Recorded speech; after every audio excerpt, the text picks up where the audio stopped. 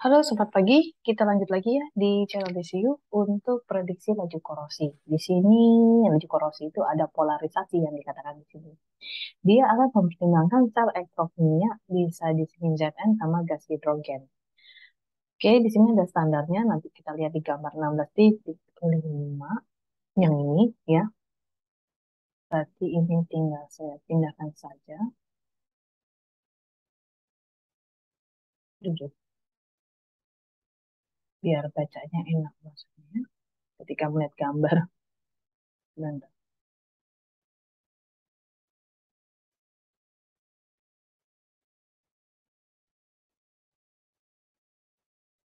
Oke, di sini ya. Ada dari gambar 16.5 di sini kita bisa melihat bahwa ada oksidasi seng. Nah, ketika hidrogen nanti dia ubah dengan platina di sini ya. Karena sorry, ada beberapa, tolong nanti buka lagi kimia dasarnya ya, karena ada beberapa logam yang dia apa ya namanya spesifikasi kalau platina itu akan berubah menjadi hidrogen. Kita katakan seperti itu ya. Kayak asam kuat dan yang berubah menjadi hal H2O dan kawan-kawan di situ. Dan di sini hidrogennya terjadi pada elektroda masing-masing. Nah, potensi kedua elektrodanya itu tidak berada pada nilai yang seperti kita lihat di tabel 16.1. Ya, karena sistemnya sekarang tidak seimbang. Nah, perpindahan dari masing-masing ini melihat di sini disebutlah dikatakan polarisasi. Ya, ini gambar 16.1, tabel 16.1 ya. Coba kita lihat ya. Tabel 16.1. Nah, ke atas dulu ya. Nah, ini dia. Tadi platina ya, mana platina? Tidak, ini dia platina 1,2. Yang satunya tadi apa? Seng ya, seng Zn. Nah ini dia minus. Jadi kalau mau ini dikurangi ini, masalahnya ini nih, ininya tandanya negatif. Eh, sebentar, tandanya tak hingga ya, tak hingga. Jadi banyak, maksudnya tak hingga plus 1,2. Jadi kalau misalkan mau bagusnya ya berarti tinggal platina dikurangi dengan si Zn agar hasilnya positif. Ya, jadi dapat sekitar 1,963. Kita balik lagi ke sini. Mana? Bukan ya? Ini sini ya. Nah, jadi itu yang mengakibatkan dia tidak seimbang. Dikatakanlah polarisasi di sini. Nah, sehingga di sini diberikan simbol neta di sini ya. Mana simbolnya? Ya, neta di sini ya simbolnya. Neta. Kita baca neta di sini. Nah, yang tadi ya. Nah, di sini dia ambil nih sama dia. Karena tadi kan tak hingga 1,2. Ya, tak hingga 1,2 berarti kan nggak tahu nih maksimal dari 1,2. Ternyata dia ambil di sini minus 0,621. Arti kata kalau tak hingga plus 1,2 berarti bisa nilai dari negatif lah kita katakan seperti ini sehingga mendapatkan ini. Nah, inilah yang dikatakan polarisasi dikatakan sama dia. Nah, ada dua jenis polarisasi di sini ya, yaitu ada yang aktivasi konsentrasi ya untuk menekan laju menekan dari mengontrol laju reaksi elektrokimia. Nah, di sini ada uh, aktivasi dari polarisasi tersebut ya. Sini ada seri pada antarmuka antara elektroda logam dan larutan elektrolit. Nah, polarisasi aktivasi ini mengacu pada kondisi mana laju reaksinya dikendalikan oleh satu langkah dalam deret pada laju yang paling lambat ya di sini dan diterapkan pada jenis polarisasi tersebut. Karena di sini ada penghalangnya energi aktivasi EA ya kita katakan. Ya, di sini kalau ada EA berarti nanti ada ketimbangan ya di bahasanya seperti itu. Oke, ini masih sama seperti ini. Kita lanjut ke bawah ya. Karena di sini di gambar 16.6 yang akan membahas tentang langkah-langkahnya ya. Di gambar 16.6 ini dia ada langkah reaksi reduksi hidrogen yang di sini lajunya dikendalikan oleh polarisasi aktivasi. Nah, sebagai ilustrasi di sini reduksi ion hidrogen itu membentuk gelembung gas hidrogen pada permukaan elektroda seng itu sendiri. Ya. Nah, dapat dibayangkan bahwa reaksi ini ada urutannya. Pertama, dia absorpsi dulu ion hidrogennya dari larutan ke permukaan seng karena absorpsi banyak di permukaannya. Kalau AB di dalam. Oke, yang kedua setelah dia di permukaan dia akan transfer elektron dari seng untuk membentuk atom hidrogen. Berarti menjadi H2. Atomnya, sorry, H saja ya. Lalu sudah itu dia ada penggabungan nih, penggabungan dua atom hidrogen menjadi hidrogen molekulnya. Lalu dia akan terus bertambah, bertambah, bertambah sehingga menghasilkan sebanyak ini. Nah, yang paling lambat dalam langkah ini adalah menentukan laju reaksi secara keseluruhan. Nah, di sini ada neta yang tadi, ada I0 di sini adalah konstanta setengah sel, dan ada parameter I0 itu disebut kerapatan arus pertukaran. Yang di sini itu di kesetimbangannya ada tentang reaksi setengah sel ya, sebagai keadaan dinamis ya pada tingkat atom. Nah, ada juga di sini mengartikan bahwa proses oksidasi dan reduksi itu terjadi, tetapi keduanya lajunya sama. Ya, kan kita harapkan itu sebenarnya ada perbedaan laju ya, dengan demikian kan untuk menekan laju korosi atau oksidasi tersebut. Sehingga tidak ada reaksi bersih di sini, ya tidak ditemukan. Nah, itu ada beberapa kejadian seperti itu. Lalu di sini ada lagi beta dan I0, di sini adalah konstanta dari setengah sel tersebut yang disebut kerapatan arus pertukaran. Yang di sini ada penjelasan singkatnya bahwa reaksi setengah sel yang pada keseimbangannya itu adalah keadaan dinamis pada tingkat atom yang dikatakan dia. Tadi kan bentuk yang di sini ya. Sehingga pertama ion membentuk atom, atom membentuk molekul, ya terus banyak seperti ini ya. Nah, di sini kalau melihat sebelah sini ya, yang sebelah sini ya, yang tadi udah 2H plus tambah garam jadi hidrogen, dan sebaliknya, kebalikan sini ya, dia mengalami oksidasi ya, katakan, sehingga mengakibatkan R reduksi itu sama dengan R oksidasi. Jadi lajunya sama dikatakan di sini. Sehingga ketika R reduksi dan R oksidasi itu sama, dia akan memberikan persamaan baru di 16,26. Itu tersendiri. Ya, karena dianggap kalau dia sama, itu berarti berada pada keseimbangan. Selanjutnya di gambar 16,7 ini dia pakai elektroda hidrogen yang memplot tegangan lebih polarisasi aktivasi terhadap logaritmik rapat arus untuk reaksi oksidasi dan reduksi itu sendiri. Bisa dilihat seperti ini. Di sini ada istilah kerapatan arus untuk I0 itu sedikit apa ya, miss lah kalau kita katakannya. Karena tadi dia bilang kan nggak ada arus bersih, ya tidak ada energi bersih ya, atau ya arus bersih dikatakan situ, sehingga ada yang dilakukan secara eksperimental itu hasilnya akan bervariasi dari satu sistem ke sistem yang lain. Jadi itu apa sih kayak riset lanjutan dari somebody yang akhirnya memberikan pelebaran ya, atau pemberian hasil bahwa tidak demikian seutuhnya kita katakan. Nah, menurut persamaan dari 16,25 itu ketika tegangan lebih diplot sebagai fungsi dari logaritmik rapat arus itu bisa dihasilkan di sini ya untuk elektroda hidrogen. Nah, segmen garis dengan kemiringan plus di situ, sedangkan garis dengan kemiringan reduksi. Nah, bisa dilihat di sini. Kalau yang ini kan dia posisinya adalah oksidasi, yang ini adalah daerah yang reduksi.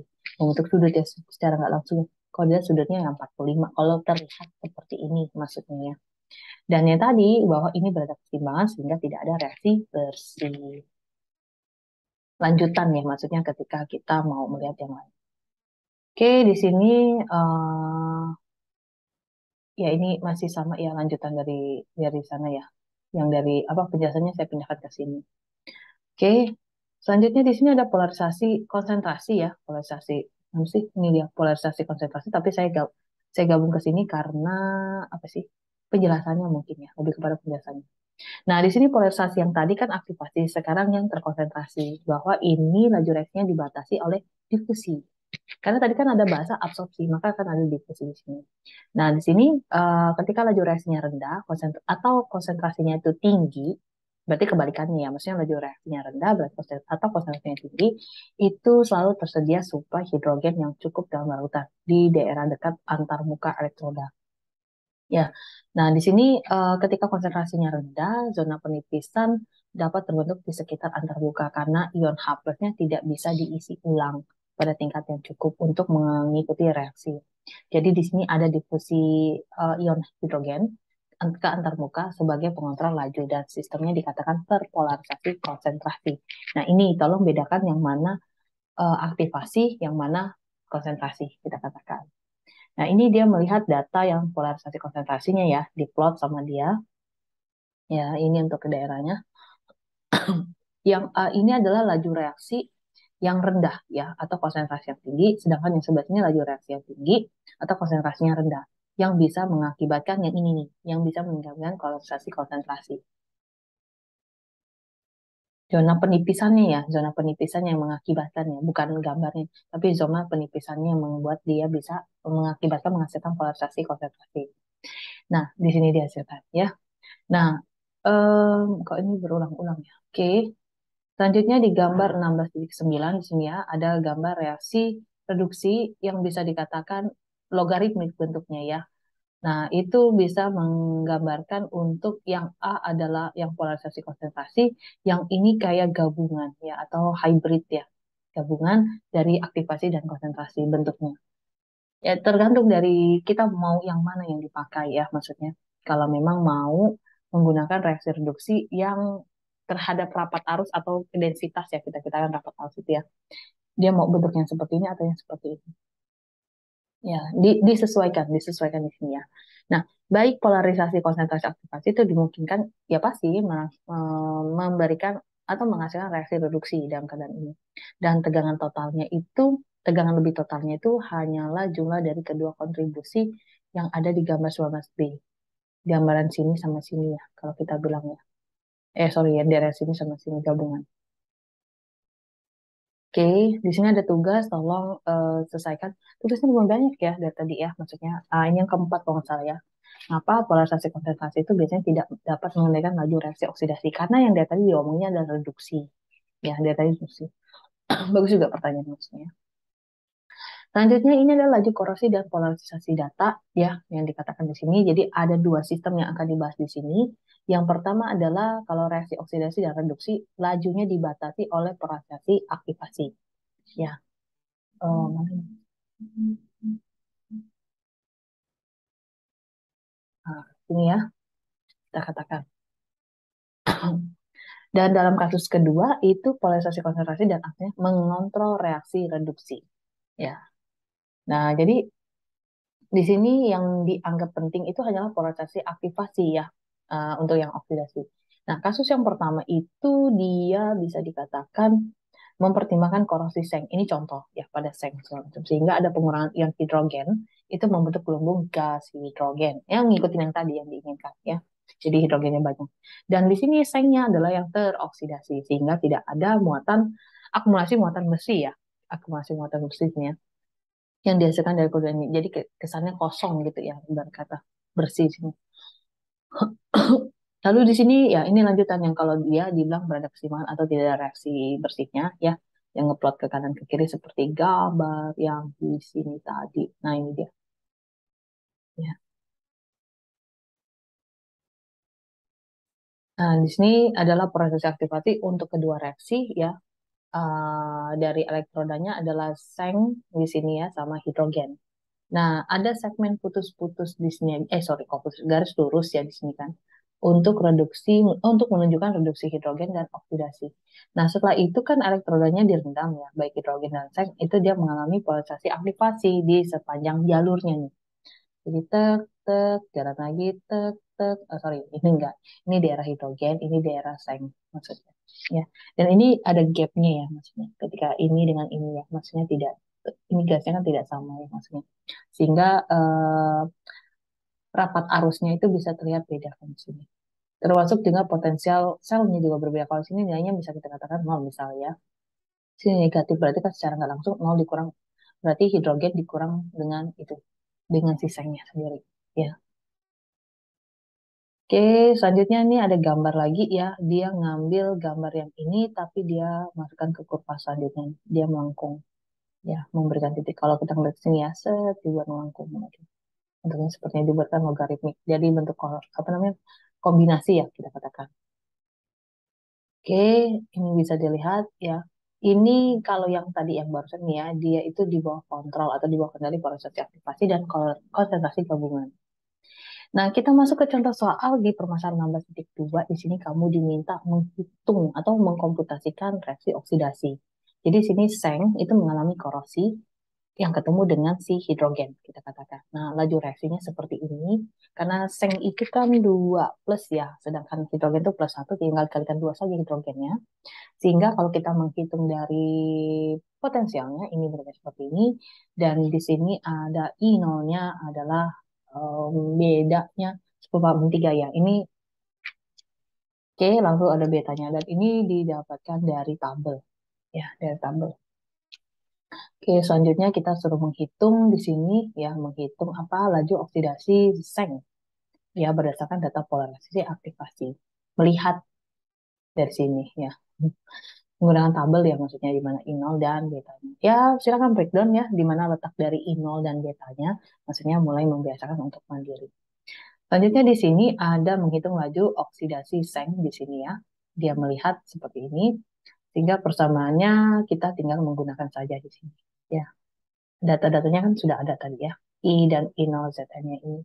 Nah, ini melakukan komutasi sehingga 1/betanya Zn, lalu sini beda potensialnya, lalu betanya lagi hidrogen dengan log dari I, nolnya dari hidrogen tersebut, dan sehingga mendapatkan log IC-nya atau rapat arus ya kalau di sini lihatnya ada negatif 3,94.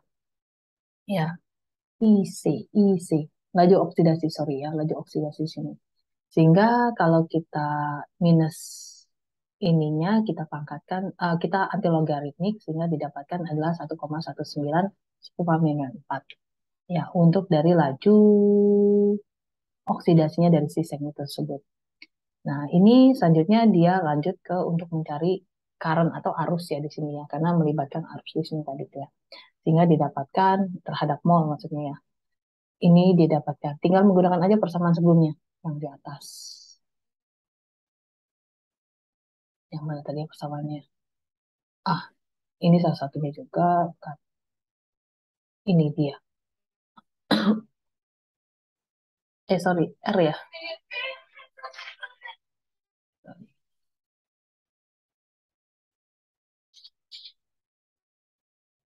Bentar ya. Ada di atas ada persamaannya. Ah, ini dia. Ya, oke. Berarti kan ini mencari apa? R adalah... Oke. Iya, laju ya di sini ya. Lajunya R ya dikatakan. Oke, kita balik lagi ke halaman bawah.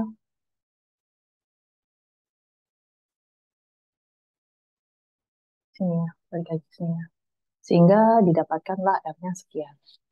Oke, selanjutnya kita akan menghitung nilai potensial dari si VC ya di sini ya.